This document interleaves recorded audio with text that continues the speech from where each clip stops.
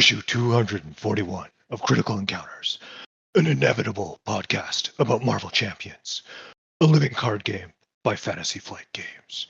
Here, we take a good look at the most critical piece of the game, the encounter sets. We'll discuss those poorly understood characters, unfairly labeled villains, and their various plans to shape humanity and benefit the planet, as well as their so-called heroes intent on thwarting them. I'm one of your hosts, Joss Aru, and joining me tonight, Daniel. Hello, welcome to the lair. Oh, it is so good to be back. I'm glad to see that nothing has changed at all. Even that smudge in the corner is still there. Sure, of course it's still there.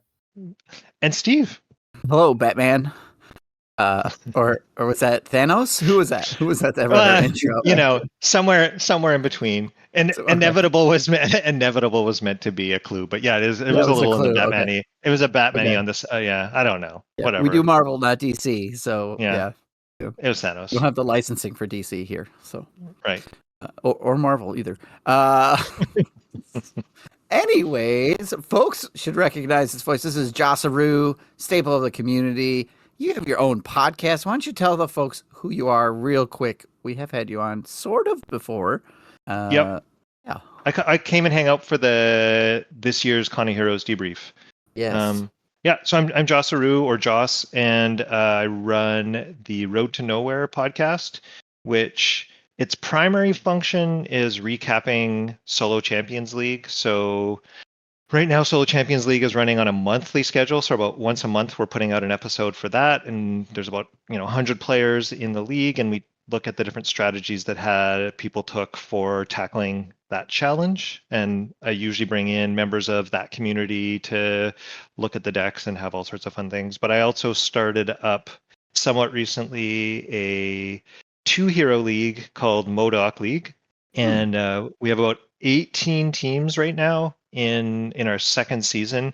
And we do 4 challenges, and they're about 3 weeks long each. And the difficulty level is quite high on those challenges. And people draft heroes and aspects to their team, and then they play their 2 heroes and their 2 aspects that they drafted against all these challenges. And they draft against each other like a football or hockey fantasy sports draft.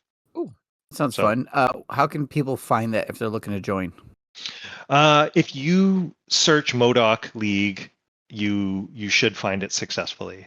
Or a generous host of this podcast might include a link in the show notes. Yes, I could do that. Give me a link. I'll include it in the show notes. Yeah.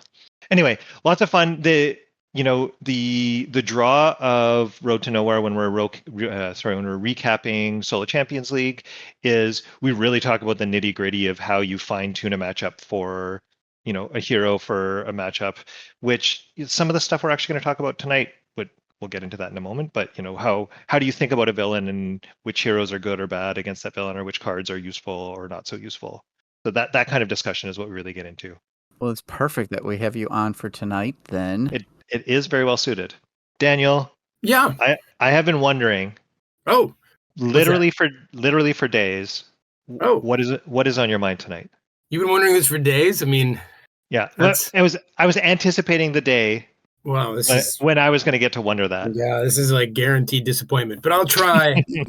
I'll try here, Joss. Ouch. So, gratitude is on my mind. Gratitude. Yeah. Because we got another Patreon thank you, Steve. Ooh, excellent. This one is coming from, I love this name, Dim Spring. That is a good one. I really like that. So thank you, Dim Spring, for your support. Now, Dim Spring, you probably noticed that Mike's kind of taken this sock puppet thing he's been doing a little bit too far. And he's been doing it a lot, and he's got sweaty hands. We need someone to kind of handle the washing of these socks. And to make the job a little more enjoyable, we think it would be great, Dim Spring, if you also lose them on occasion, hide them places, make it a little bit harder for Mike to do the hand puppet thing, and so they don't come back. There you go. So yeah, whatever you can do for us, Dim Spring, that would be great. But thank you so much for your support. Steve, I love the Patreon thank yous. Those are one of my favorite what's on your minds is.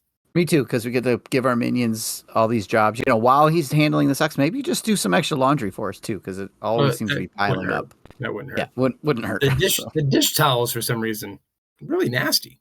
Yeah. I think his Mike takes him into the lab with him, even though he told him not to.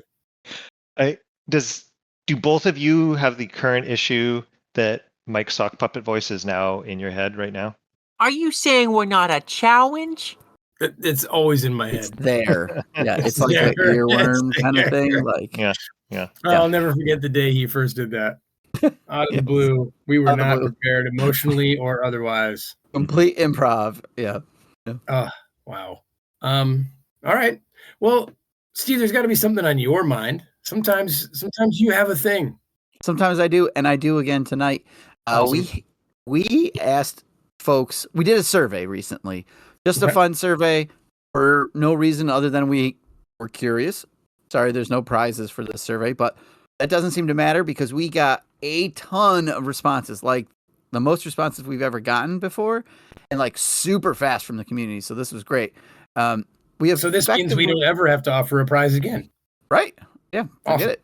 So this survey, we'll still do that. We'll still do that. Actually, we have a Deadpool one coming up, so stay tuned. Yeah. So we asked the survey about bling. Like, we were just curious about people's bling. Do they bling out their stuff? What's the best stuff, the worst stuff, the ugliest stuff? So I thought it would be fun to go through. There's only a few questions that we asked. All right. I don't know if you guys, I haven't really showed you the responses, so I can maybe ask you and see what you think the answers are, okay? Do you guys use, I'll ask the two of you, do you guys use third-party extras when you play your game? Daniel? No, not really. Not for Champions. So I did a lot of stuff with Team Covenant when I got into Arkham and got like their player boards and special tokens and stuff, and then realized I'm only ever playing online. So it was just, I thought there was a better way to spend my hard-earned pennies than that. But I really love, like, when Scott came over to play and he brought his big backpack full of Marvel stuff. He's got cool things. Like, just, I like looking at the cool things. There's a lot here, but I don't like hero trays and things like that. Yeah, that and like special tokens and special status card markers and things. It's just nice. Yep. What about you, Josh? Yeah, I use. My most recent thing I've been blinging has been that I've been wanting to get packs in other languages. So I got a French Gambit recently, which I'm in Canada, so that's kind of a reasonably straightforward thing to do. I'm looking forward to trying to get some other ones that make some sense in languages. And then the other one is getting the hero specific card sleeves for things like Storm's Weather Deck, or even the Infinity Gauntlet, or other things that you're never really mixing with other things. They're always just their own little decks. Doctor Strange's Invocation deck. Nice. So having custom sleeves for those, I really like. And then I buy the same token, so I have a crap ton of those kinds of tokens, and I have some custom health dials that are nice and clicky. That's cool. Yeah, so I do a little bit of that. I have some burger tokens, play mats, generic sleeves, but sleeves nonetheless. And I use like little easels to hold up my. I've seen them. They're counter, very cute. My sets. Yes, they're fun. But I've seen some crazy, we'll call them like villain boards that are really detailed. Yep. So the community, they mostly bling. Okay, so out of our 70 plus responses, wow, 80, that is a lot. That was a lot. Yeah, okay. For us, that's awesome. 85% of the people use third-party extras to bling out their game. So that's a lot of folks. Yeah. Is it just your mom, Steve? Oh, answering the survey. No, she can only handle it like 12 times, then she runs out of accounts. Yeah. So that's still 58 people that responded. Okay. Yeah. So in the survey, Steve, are there like a particular type of bling that seems to be? Yeah. I'll get to it. Good. So there's just a few easy questions here. So then I asked, do you make your own bling? That was one of the questions. Like, do people custom their own stuff? And surprisingly, 38% of the people said yes. they do make their Wow. own blings. And then The I had a aforementioned follow-up. Scott has his own tokens too. Yep. Yeah, so I followed up. I said, like, if you do make your own stuff, what are you making? And people are making their own tokens. They're 3D printing things. Like this one says, I print out a divider art and I cut and paste into cardboard to make solid dividers. Right. Okay. So somebody made the same person did like a woodworking project for a set of stacking boxes, that for the collection. So that's really cool. I thought that was pretty neat. Other people are doing dividers, tokens, stands, storage inserts, custom first player tokens. That's cool. Okay. Yep. So it's mostly tokens and dividers that people seem to be making for themselves, along with storage. So. Well, do you remember, Steve, at Con of Heroes, we got those really cool, like, big hero cards? Yeah, those That's are the neat. bling I have. Yeah. Josh, you get one of those? I did. I got Rocket, and Rocket's my favorite hero, so I was Yeah. very excited. I was so excited to see Black Widow available there because she's my favorite.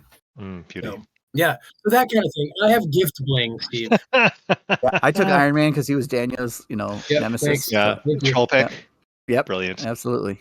All right. So then I asked in general, just what are other things that you're blinging out, right? Not that you make, but maybe you're buying. So what do you think is the top set, like the top item that people are blinging? What do you think? Token. Sleeves, I suppose. Does that count as bling anymore? Or is that just assumed that everyone sleeves their cards and ruins the environment? I don't think, sleeves was the third thing. So people are sleeving. 73% are buying sleeves and I using them. imagine all the tokens have to be it. Yeah, Josh is right. Tokens was number one. 85% of the folks said they're blinging out tokens. And number two, at like 75%, was the storage. So, Right. Sure. So in order from top to bottom, and these are like really high numbers: tokens, storage, sleeves, dividers, then the health dials, card stands, hero boards. And alternate language cards, not very high, as in 0. As in you. I answered the survey. Okay. So the ones I mentioned come down to those range from like 85 to 23%, right? From top to bottom. And then there's like one answer for first player marker, non-English cards. It's on there.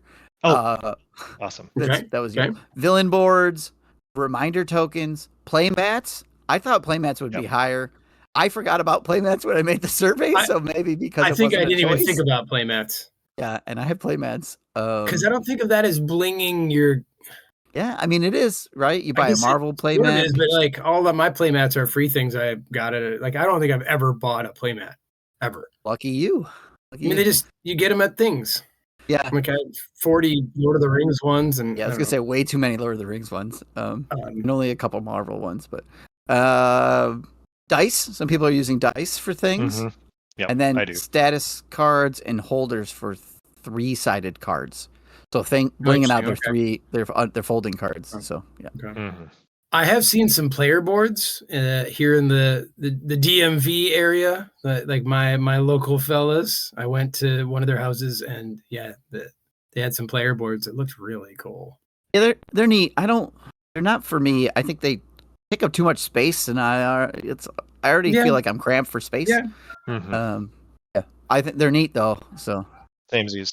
All right. So then we asked favorite resource to bling your stuff out. I'm like, where do you get your bling from? Okay. So some of these are probably obvious. Maybe not. Maybe people don't know. Tesseract Games. I use them for dividers. Those are great. Yep. Burger tokens. Yep. Those are the ones I use as well. Uber stacks for card stands. I don't know who that is. There's one I've learned. Buy the same token. Yep. Somebody said Legos. You can make anything you want out of them. So. Okay. All right. Yep. I appreciate that. Dragon Shield, where's the sleeves? Somebody said the BCW containers, those big, huge storage boxes, right? Yeah, the cardboard ones. Yeah. So then there's one called Cog of Two, an Etsy store. I have not heard of them, so I'm going to give them a look. All right. Well, how many of these folks making their own stuff have Etsy stores? Yeah, they didn't list them if they did. I said they could. To mention your own stuff. They just wrote, I make my own stuff. Divider Central was another one. Okay. And I think the rest are all repeats. Team Covenant, they make stuff that was on there. And Our Bits, Aurbits. Okay. Did I miss anyone that you guys have used? No, No, I really like the Burger Token deck boxes, the little clear deck boxes that you can get that are a really good size to put a hero deck in. Okay. Oh, here's another one. Felder box for storage for vacations. FELDHERR. Okay. And then Texie UK prints for card stands and stuff. So, and then somebody did ask. They did write. This is not for this question, but does Mike need like cold protectors for his cards from being in Canada? So, Joss, do you need those? You're in Canada, you said. So I you have, like, know, little- but I live on the West Coast, so my weather is only as dramatic as Seattle's is. Okay, rain. Okay. Yes. So, yeah, I have to waterproof mine where I'm at, but I assume that Mike has like polar bear fur card sleeves for his decks and stuff like that. So Yeah, because he lives wherever Wolverine is, right? right, yeah, yep. Okay, and then GameGenic also came up, right? They've got all kinds of Marvel-themed stuff. Yep. All right, one final question. Which Critical Encounters host do you feel is the most blinged out? And the choices was Mike, Steve, and Daniel, right? The three of us were the choice. Mhm. I did not include Mustafa. Okay. Ironic because he's got so much. No, He doesn't count anymore. Yeah, he doesn't. Well, it's you, Steve. I guessed Steve. You both would be wrong according to the community. Mm. They guessed Mike. Interesting. Yeah, I mean, it makes sense. He doesn't even need to store his allies, so Yeah. what? Right. You know. Yeah. It was pretty close. Daniel, you had 20% of the vote. I'm surprised even that much. Yeah. I had 38.2% of the vote. And Okay. Mike walked away with 41.8% of the vote. Mhm. So Well, that's basically you and he were tied. So he beat me by two people. So, Oh, yeah. sock puppet storage. Sock puppets. Yes. true. That's Yeah. He's definitely blinged those out. With googly eyes. his craft box has just gone crazy. Yeah. We've run out of glue sticks. I mean, he just keeps, the hot glue gun thing is just, I will say the nerdiverse really loves to talk about this kind of stuff. Yes. There are Discord channels devoted entirely to sleeves, which I don't know. I find it very hard to get through. So I will always mute those channels. But I do like that, we're blingers. Yeah. Yeah. So now I know what to name a channel that I don't want you to enter. Yeah, just say like, what kind of sleeves do you have, channel? And I'm out. So this is gonna be good for like the secret vault file where we have to keep stuff hidden from Daniel. Yep. Yeah. It's actually it's Daniel's annual review channel. All right. Well, thanks everyone who answered the survey. And all 7,000 of you. Jeez. Go out, support those third-party people too, right? I mean, that's great for those guys. Yep. Well, what are we doing tonight? Daniel, what are we doing tonight? You know what we're doing. I believe we're heading back to Taskmaster School for Gifted Village, Steve. We are doing this. It's crazy. We've done like 3 of these. Yeah, I do like that we space them out every, 14 to 16 months. Yes. So we don't want people to get tired of this bit. I don't think we did win all of volume 4. Well, Steve, it is very hard for us to, I don't know. So it's hard to go back in time like this. It is. I feel like we've said all the brilliant things that really we can say about these villains, but the times change. The heroes That's why change. we brought Joss on. So he can say the brilliant stuff. You can say, you can be smart and we can be tired.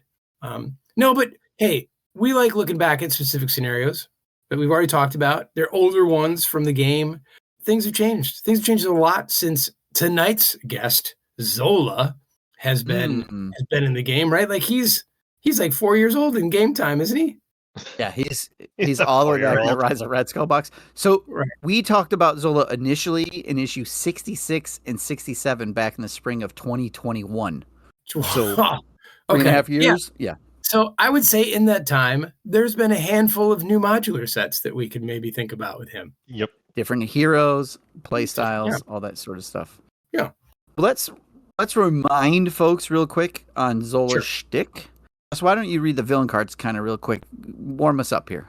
Right. So the Zola and his 3 stages goes through 2, 2, and then 3 scheme, 1, 2, and then 2 for attack.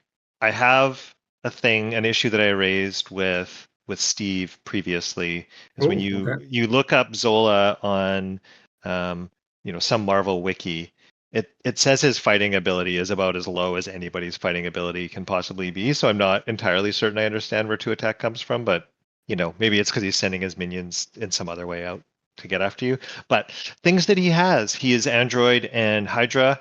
He has Retaliate 1 across all 3 stages, and then in both his second and third stages, he has a when revealed effect. Search the encounter deck and discard pile for the test subject side scheme and reveal it. That's stage 2. And then stage 3, when revealed, each player searches the encounter deck and discard pile for a minion and reveals it. And then, Daniel, it actually tells you which thing to shuffle. Finally, someone clarifying. Or they stopped clarifying. They used to clarify, Yes. Now they don't anymore. Yes. But by stopping doing that, I felt that we're sending a message to me. Yeah. Just for you. Yeah. Oh, yeah. Health. Yeah. Thank you. 12, 14, and 16. So he's pretty mushy. Yeah, he's a little guy. But Retaliate helps him out. Okay, so pretty basic. Not a whole lot going on there. Dan, you want to refresh us on the main schemes? Do I ever? So, the Island of Dr. Zola. So, typical thing, 1 and 2 in standard, 2 and 3 in expert, and they recommend the 1 modular set to be under attack. And I'm going to confess, I don't remember under attack at all. From the core. Yeah. I mean, it was one of the kind of like lame ones, right? Except for it has the 1 card, I don't know, it's a concussive blaster or whatever it's called, but it has a boost effect of doing 1 damage to everything. So it's an anti-chump blocking thing. Okay. So all right. It's kind of a sweet encounter set. It has few attachments that you put on the villain, and after he attacks or something, or after he takes damage, he gets tough or something like that. Sure, there's a few little So that's good. Oh, I must be confusing it with a bomb scare maybe in my mind since it's so old. It's so old. All right. So in the setup, you search the encounter deck for Hydra Prison and reveal it. That's a different side scheme that Steve will tell us about.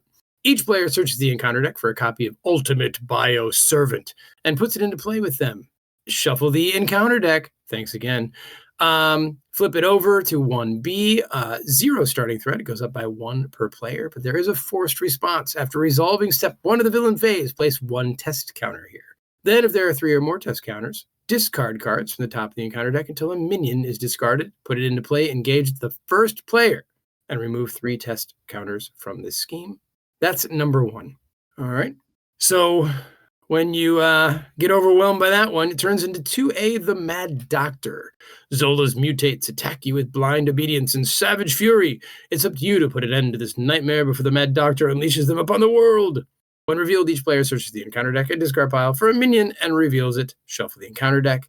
That flips to 2B, which starts with 1 per player, unlike the first one, and goes up 1 per player and has an 8 per player threshold. And the same forced response about the test counters that go until there's 3, then you discard till a minion, and then remove them. I should have mentioned, too, the first one is 6 per player. Very important. Very important. Yes. And then if the second one completes, you lose the game. Mm-hmm. Yeah. Okay. And so what I'm just realizing now, just now, there's a ton of these effects that say discard until you hit some specific card, right? Yep. Lots of them. There are no encounter cards that say when this card is discarded from the encounter deck, do this terrible thing to the heroes. Correct. The heroes have those types of cards. We villains deserve those types of cards, right? Correct. That would be cool. That would be cool. The only issue is, as folks who've talked about Mysterio a few times, keeping track of the things that kind of go and hit the discard pile and paying attention to that illusion trait is the easiest thing to miss. Truth. Well, just because the heroes IQ is too low doesn't mean the villain should get stuck. I mean, I don't know. It would have to probably be something that is like as a face down encounter card just to prevent crazy timing issues. But yeah, sure. I think it would be super cool to have those. It is. I hear you on mechanically paying attention to it. Yeah. Well, maybe like a specific villain and their car. You know, there's room there. Tony, you can use that if you want. Sure. So, free But charge. the heroes will counter. The whole discarding is its own penalty. So Yeah, that is true too. yeah. Well, Steve, I mentioned this Hydra prison. Can you tell us about it? Yep. So the Hydra prison comes out. When revealed, each player searches their deck discard pile in hand for a hero-specific ally and puts it face down beneath it. Place X threat in the scheme where X is the total cost of all the allies beneath it. Each player shuffles their deck. And then when defeated, you remove the scheme from the game and you return the ally beneath it to its owner's hand. And it only has 1 threat total. The other card we're going to start with is the Ultimate Bioservant. That's a non-unique minion with a 1 scheme, 1 attack, 4 health, Hydra Mutate, toughness, and the Ultimate Bioservant gets +1 attack for each attachment on it and has a star for a boost effect. Give the villain a tough status card. So you don't get to start with your signature ally, and you start with a minion in play. So, okay. We all remember Zola, hopefully. Oh, yeah. He was Zola's tough. my favorite. He was tough back in the day. I remember playing the campaign and being like, you save those rewards you got for when you got to Zola because you might need the whatever it was, the rocket launcher or something like that to deal with one of his minions. Yeah. Before we get into options for Zola and how we think he holds up, I got some stats. You know, I like stats. You love your stats. I love my stats. So here's a couple interesting tidbits about the Zola set, and then we can compare it to modern villains. There are 31 cards in his encounter set. That's a lot. That alone is an encounter deck. Yeah, it's a lot compared to modern villains. For example, another, Unis, who is new from Age of Apocalypse, only has 14 cards in his encounter set. Master Mold, who's a, heavy minion kind of character, only has 18 encounter cards. So they have definitely changed, right? I think if this was maybe made newer, we'd see this broken into 1 or 2 modular sets instead of all being one, right? And those 31 cards compose of 10 minions, 3 by title, 7 attachments, 3 by title, 5 treacheries, 2 by title, and 3 side schemes. It's fairly heavy on the minions and attachments. Right. And I like the big chunky encounter set. Like, I feel like we talked about someone recently that even had fewer than 14, but I can't remember who it was. But like, I like this. I feel like it gives the Zola scenario a lot of the room needed to make its theme clear without modular sets disrupting it, if that makes sense.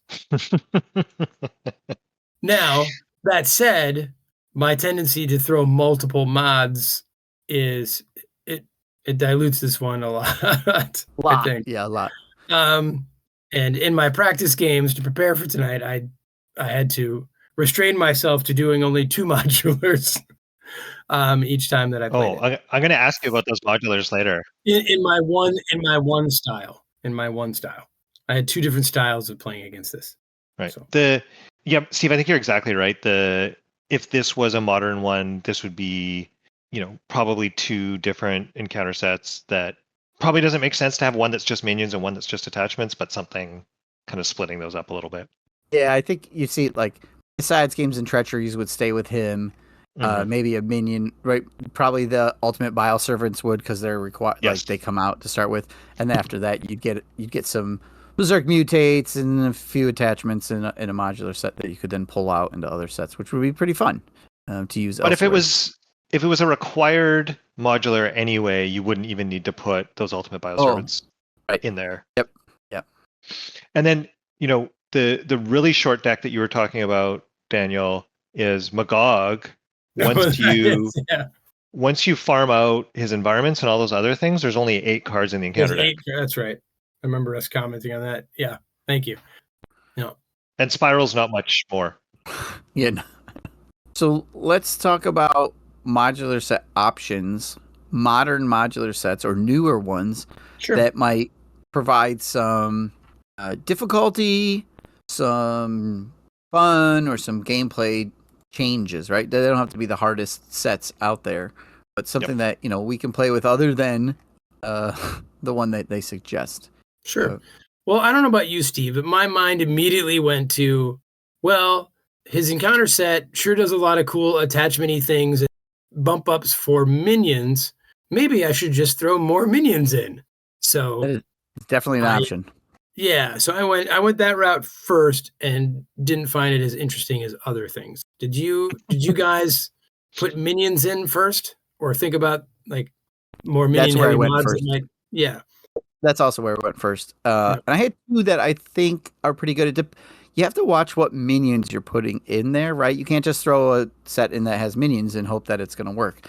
I think the minions they need to be good minions, and there needs to be something I think that they're doing. The one of them that I thought was pretty fun with him, and it's new, is the Blue Moon from Dark. Interesting. Yeah, because it has a setup environment where every minion gains guard. So it doesn't matter what type of minion, as long as it's a minion, right?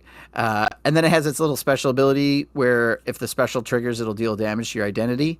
And with his retaliate, so maybe it's kind of building off of both of those. Right. That's great.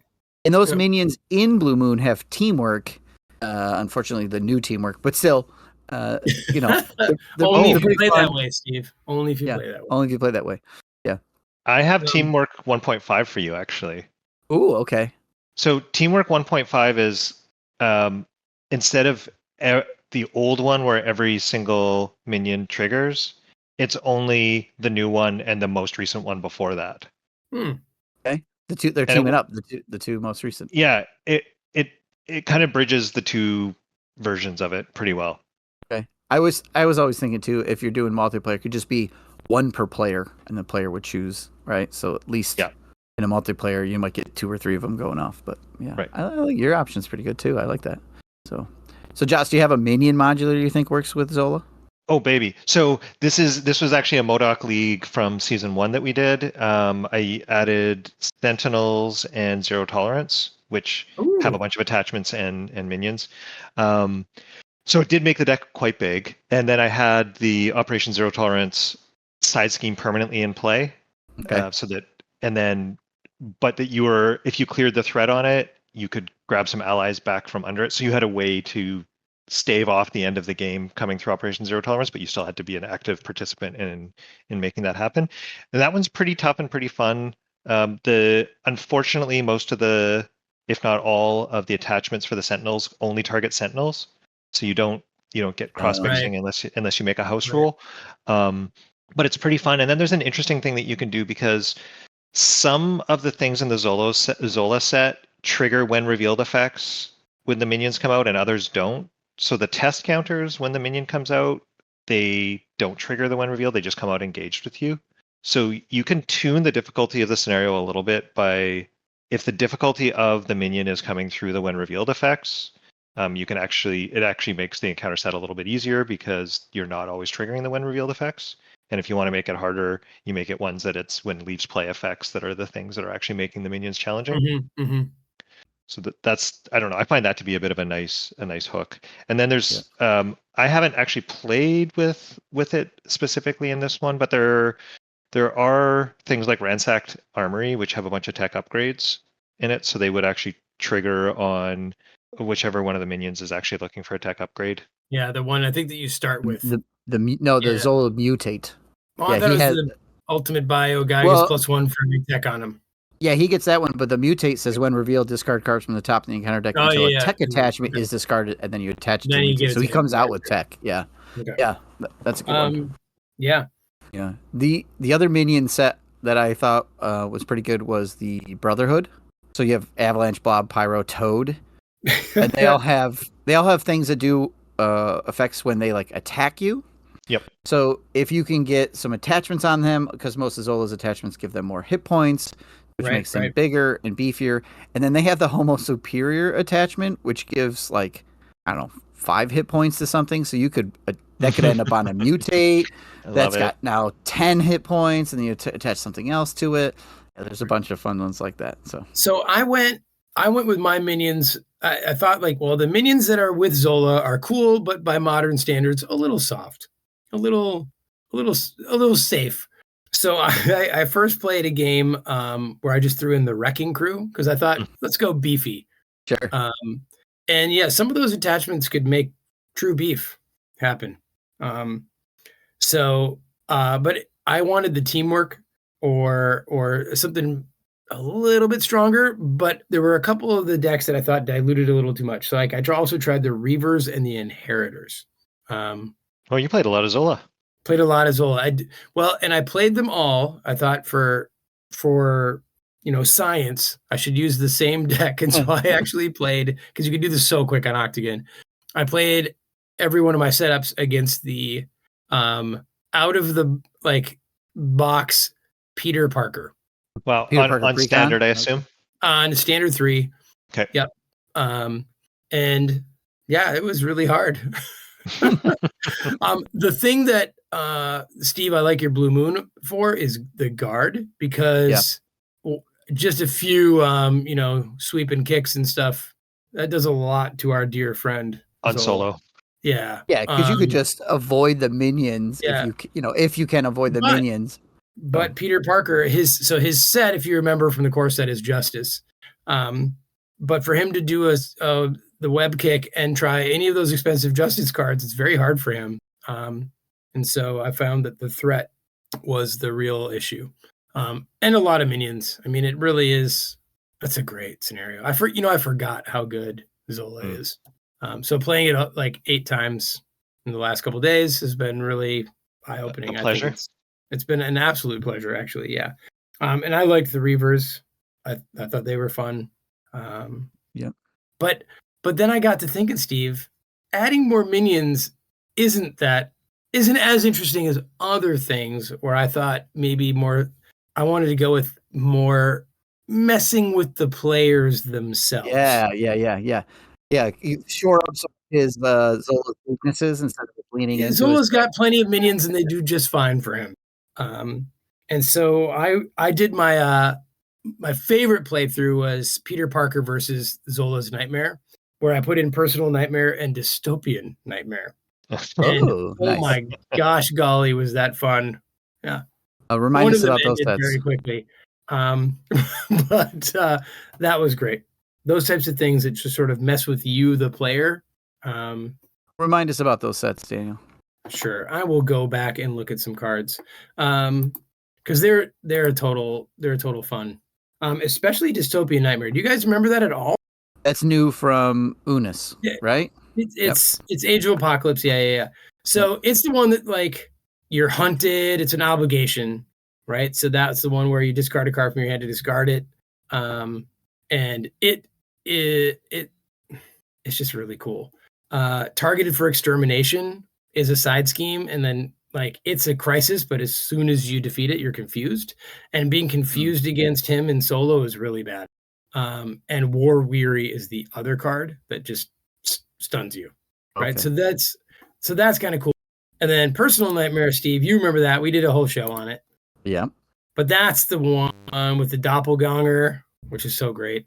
And the side scheme Weakness from Within. They're the ones that add all the effects, right? So the hazard icon and Fool's Paradise. Do you remember Fool's that Paradise one? with the hand size bonus. It gives you bonus hand size, but it's every one of the bad things. And a bunch of boost icons. They have a lot of boost icons in that one. The Induced Panic, which is the thing that attaches to you, right? And Deepest Fears. I just think it's so cool. I've always loved that set, so I thought that was a lot of fun. And then, the similar vein of taking your stuff and using it against you, I thought Legions of Hell and Telepathy were kind of cool. So I played with those as well. Josh, how about you? Do you have one that's not minions? Telepathy. I love all those sets. Well, so I think leaning in is, if you're doing low player count, leaning into the low main scheme threshold is fun. So a set that I know you like all collectively as a crew is the Quicksilver Nemesis set, the Avalanche one. Yes. Yeah, he has a bunch of insight, so there's some ways to get some surprise threat on the main scheme. So that, I think that one's really fun. Yeah, because you can push his scheme from 1 to 2 and then 2 to victory. That'd be great. Yeah, because it is low. You're right. Yeah, in 3 and 4 players you don't really feel it, but in 1 or 2, it's pretty scary.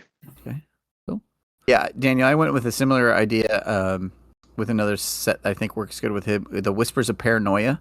Mm-hmm. That It was takes on my away short your list too. yeah, Yeah. it takes away your allies. It kind of limits the options to just you. And then it goes and gets your nemesis, so you have like, your nemesis can come out a little quicker and Mhm. have some of that stuff. So I thought that was a fun one that wasn't minions, and it's small, so you might see them. Right. So yeah, it's only like 5 cards. Another thing, Steve, that these 8 games did for me was once again remind me why I don't care for solo. Like I would just much rather play 3-4 player games all the time. Yeah, they are different. They are different games mechanically and definitely socially, right? 100%. Yeah, it's I just know you end up arguing with yourself in a solo game, and then and I always you go to win. bed. You go to bed angry with yourself, and I know. it's terrible. It's terrible. And no one's making me read the bottom of cards.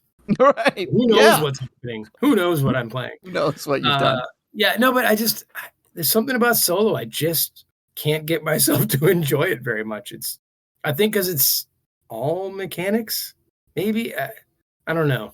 That's Like fair. I need the bouncing around of other ideas and thoughts and This one is pretty tricky solo because he's throwing so many different things at you that you have to be Right. able to keep under control. And the test counter minion is independent of the number of players. It's still, there's a few encounter cards that add the test counters, but in general, you're not seeing them at a much higher rate with higher player counts. So it's especially tough with low player that's a count. good point. Yeah. When you have 4 players and every 3 rounds you get one more minion, that's not so bad between the 4 of you. Whoop-de-doo. But solo, Yeah. Solo, it's like, oh no, here it comes. Yeah. So, are there other modular sets we think we need to discuss, or should we talk about just how it's holding up modern day? What do we think? Well, we just gave the listeners 100 Plenty of different choices. ideas. Okay. Yeah. So what do we think then? Like, is Zola still a fun scenario to go back to play? Does he hold up? Can he hang in there with the likes of our current villains? What do we think, guys? He's I my think favorite. absolutely he can. Did Josh ahead, just say it's your favorite? He's my actual favorite. Yeah. Still. Oh, awesome. Yeah. Magog's my second favorite, but So talk us through, Josh, why it is that he's your favorite. What does he bring then? What does he bring now? Yeah. Well, he has a lot of hooks, right? So we were talking about the minions and attachments. We'll call that one hook. The low main scheme threshold, another thing that you can look at in terms of what you're going to have to engage with. But as a hero, you have to think about is retaliate. So heroes who really like doing their damage through attack events and hitting in the face, especially if it's a bunch of small attacks, you really have to be thoughtful about how you're going to approach this. You might actually decide to include plan B in your deck or something like that to get around retaliate. So there's some considerations that you really need to take when you're going up against him. Ranged can also help you do that. So maybe Hawkeye's actually useful for once, for example. No, never mind. You're off. No. Keep going. But then there's the whole piece with Hydra Prison, which for a lot of heroes, it's actually an asset to have that so-called ally get pulled out of your deck, and where outside of leadership, you have a way to get access to your ally way quicker. That can be really fun for when you want to try out a deck that has a really interesting signature ally. Or the complete reverse. If you have one you don't ever plan to use, you can just leave them in jail. Just abandon them there like a true hero. Yeah. Nova, the one in the Star-Lord pack, can just stay in prison. Yeah, I didn't necessarily feel like I had to rescue Spider-Man's ally very often. You have to build around her. She's not so that critical on her own. No, especially not in the starter deck that comes with the core. So now, Josh, Nova Prime is actually pretty good in this since none of the mutates are elite, so he could come out and just wipe off somebody that's been given guard and hit points and all that kind of stuff. So if you have resources, he's a good example of maybe is actually a scenario specific one. Usually you're looking at him and thinking that is pretty expensive for what I'm getting, but he's also making the Hydra Prison go way up, so he's pretty expensive to rescue. True. But I just also like the trickle of the minions that's coming out. It keeps the pressure up because a lot of the narrative of a Marvel Champions game tends to be hold the villain off, build up your board, blow through the villain. But if the villain is keeping that pressure up through the mid game, it can be quite a bit harder to do that sort of thing. Yeah, that's a good point. I noticed too, we did not mention any modular sets really that are like single minion add-in. Right. I think because the trickle or the flood is more enjoyable than just bouncing in, I don't know, Scorpion or something. Yeah. So, yeah. Mini boss sets. Yeah.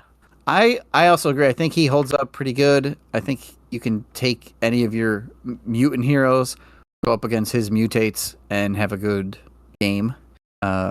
He's a little weak on the health, so if you have somebody who's doing, can hit for 12 in round 1, and you're playing standard, you can do those big old hit swinging web kicks or something like that. I guess not. Spider-Man's not new, but full blast from Cyclops can really wreck Zola's day. The Hulk. The Hulk. Well, he was out then too. But yeah, somebody like that can do a couple big hits and not take as much retaliate. Yeah, Storm can really rock and roll because she has some ways of doing damage that aren't attacks, multiple different ways, but also her attack cards are also just very big too. So the amount of retaliate damage she accumulates is not necessarily that high. Like somebody like Cable, right? He can do what you were saying. He can build. He can clear player side schemes, knock off minions here or there, and then hit for 9 with one of his big attacks once you've put some cards in the victory display. So. And all the mutants with guns have ranged. Ranged, so, yeah. So Cable, Domino, Bishop, they all have ranged with their guns. So yeah, Zola needs help in this modern world where the cheaty hero is just getting cheatier. Yeah. So help Zola out, everybody. Help him out. Okay, so in this modern card pool, do we think players should go back and play Zola or not? Yes. 100%. 100%. Okay. So we're regrading them, right? This is, I don't know, maybe Zola's back for a second semester. What do we think? we're gonna give him a modern grade, like we can compare it to Juggernaut and all the guys we're currently talking about. What do we think? How's he? Well, I think the beauty of this game, Steve, is that so many things have been added modular set wise that these old fellas can come back to school and still get good grades. But you have to be more thoughtful about what you put with them. Like on the setup card is not going to make it. He won't get a good grade. Okay. But we can, real heroes will create wonderful pairings and challenges for themselves. Like the things that we offered tonight. And then I think MODOK is just as good as. Wait, you keep saying MODOK. Your Eunice's. Did I say MODOK? To say Zola. Yeah, you said MODOK. I think it's because they look the same to me, and like. Yeah, they do a little bit. Like they're both big heads in something. In a TV thing, yeah. Yeah, and so I think he's great if you help him out. I mean, he is, since he's my favorite. We obviously know I'm going to rate him pretty high. I think the modern lens of. There would be a way to customize it more now, right? Because that deck is so big, adding more encounter cards is, doesn't have the same impact on the game as with a shorter deck. So that would be the main criticism for me. And I think the health's a little low for, we're just discussing some of these heroes that can really push out damage. Yeah. But A+ still, A+. Okay. I think he's going to graduate Taskmaster School for Gifted Villains then. I think he gets his diploma. I do. And, yeah. There he goes. How long is the course? Apparently, like 3.5 years. 3.5. Yeah, I was gonna say. It's taking him a while to get there. It's taking him a while to complete it. I mean, it's a night school for him. He's busy with his test subjects during the day, that sort of thing. So doing his experiments. Right. So if he was a full-time student, he might have been able to do it more. Yeah, he probably would have passed a little sooner. But yeah. All right. Well, I think that's what we have for Zola. Josh, thanks for coming on. A pleasure. Check your stuff out. We'll put some links in the notes. Yep. If folks out there have some good suggestion for modular sets they think that work with Zola, or some fun heroes or combos, we want to hear about your experiences with Zola today, playing now. You can email us at criticalencounterspod@gmail.com. We're Critical Encounters on Facebook, and you can find our YouTube, Twitch, or Patreon by searching for Critical Encounters Podcast. And on Discord, we are Vardain, bigfomlof, Wandering Took, and Jossaru. If you like our show, tell your friends. If you don't like our show, tell your enemies. Zola. Zola, take us out.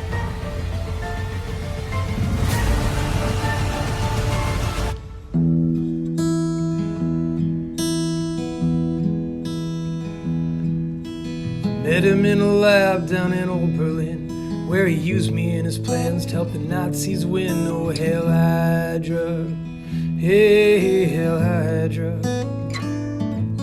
He smiled at me, struck a villainous pose, told me how he turned me into a GMO. Arnim Zola, Zola,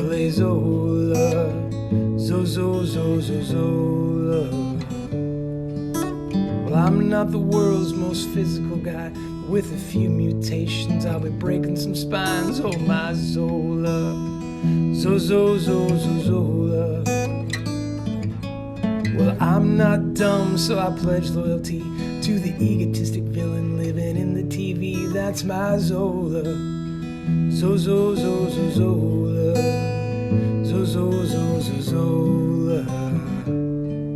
Well, he monologued from his projection, ministered my injections, looked at me, zapped me with his mind ray, said, dear boy, you're going into the fray. Well, he may be more than a little insane, but he controls my brain, so I'll do anything for my Zola, Zola, Zola.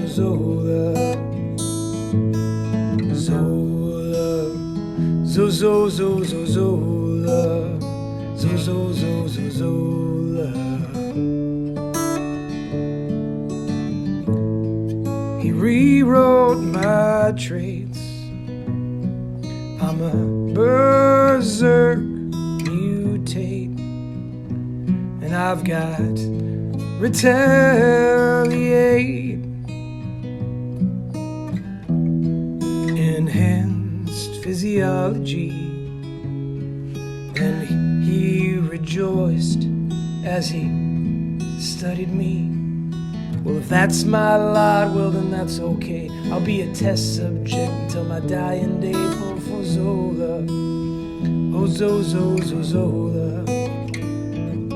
The so-called heroes claim we're the bad guys. It's a messed up world, but we will survive under Zola. Zola. Zola. Well, I joined Hydra just a week before, gained some bio upgrades, got sent to war. Then Zola cackled as he sent us en masse, screaming, "All we minions now go kick some ass." Well, I may be just a subordinate, but I know what I am. I got the mutate trait thanks to Zola. Zola. Oh, my Zola. Zola. Zola.